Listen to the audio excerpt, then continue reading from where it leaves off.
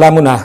د پاکستان د سفران وزارت لخوا فیز 2 نوټیفیکیشن هم جاری شو چې پکې د مختلفو اضلاعو لس افغان مهاجرینو کیمپونه ډي نوټیفای یا د هغوی حیثیت ختم کړلی شو چې په هغې کې د ډي خان، ټانک، لکی مروت، بنو، منصیره، چارسده او ملکنډ ضلعې شاملې دي.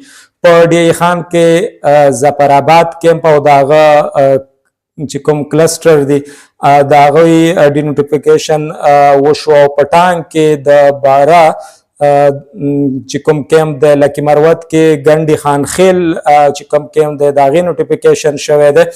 او بنو بیزن خیل او د هغې چې کوم کلسټر دی کورم غاړه د هغې د ډي نوټیفیکیشن جاری شوی دی. او منصیره کې خاکي، اچریان او بریری کیمپ چې دی د هغې د ډي نوټیفیکیشن شوی دی. او په چارسده کې چې دی دوه کیمپونه دي، اوتمانزي او مونډا کیمپونه د دوی د ډي نوټیفیکیشن مخې ته راغلی. او همدارنګه په ملکنډ کې د ځنګل پټي په نوم باندې چې کوم کیمپ دی د هغې د ډي نوټیفیکیشن تر دې دمه راغلی دی.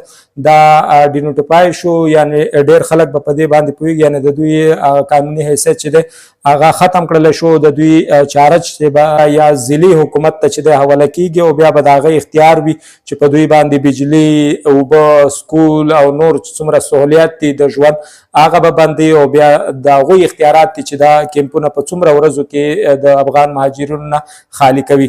د نورو او پر وخت خبرونو دپاره زموږ اکاونټ ځان سره فالو کوئ. ډېره مننه.